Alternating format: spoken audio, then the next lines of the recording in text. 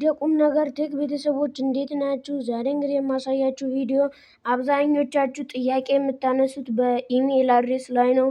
ኢሜይል አድሬሳችሁን እንዴት ኦፕን ማድረግ እንደምትችሉ በዚህ ቪዲዮ ላይ በደንብ አድርጌ ከሀ እስከ ፐ ድረስ አሳያችኋለሁ። እስከ ዝግጅታችን ፍጻሜ ድረስ አብራችሁን ቆዩ።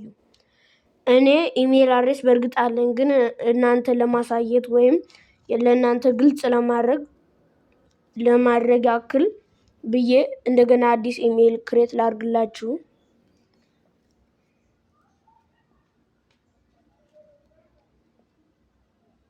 አዲስ ኢሜይል ክሬት ልናደርግ ነው። እናንተም ኢሜይል ከሌላችሁም ግዴታ እንደዚህ መሆን የለበትም ወይም እንደዚህ ማድረግ የለባችሁም።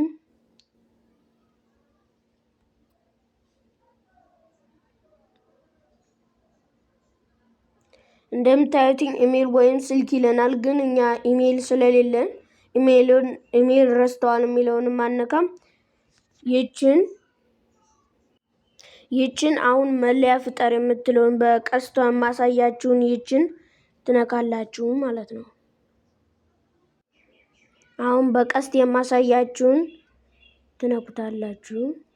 ከዛ ለግል ጥቅም የሚለውን ወይም ፐርሰናል የሚለውን ከዛ የመጀመሪያ ስማችሁን እዚህ ጋር የኔ ቁም ነገር አብርሃም ነው።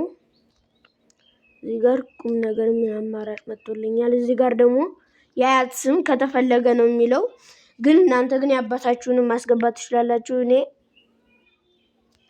አብርሃም ብዬ አስገባና ይቺ ኔክስት ወይም ቀጣይ የምትለውን እጫናለሁ።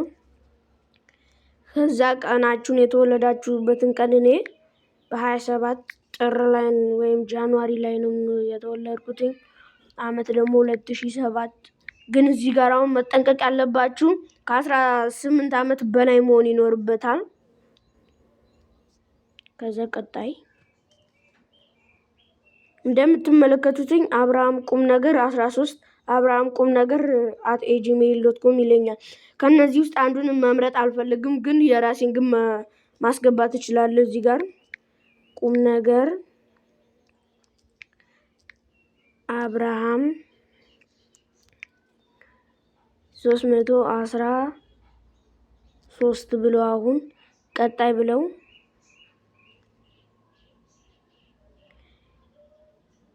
እንደምትመለከቱት እንግዲህ የፈለጉትን ነጥብ እንግዲህ እዚህ ጋር አሁን ማስገባት አልችልም ማለት ነው።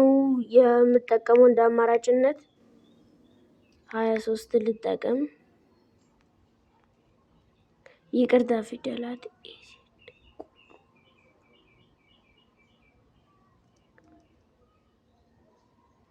እንደገና ሪሰንት እናደርገዋለን።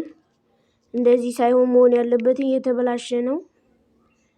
ቁም ነገር አብርሃም 23 ልበለው። እንደምትመለከቱትኝ ተሳስቼ ስለሆነ ነው፣ ይቅርታ። እዚህ ጋር ፓስዋርድ ላይ ደግሞ እናንተ ጠንከር ያለ ፓስዋርድ ማስገባት ይኖርባችኋል።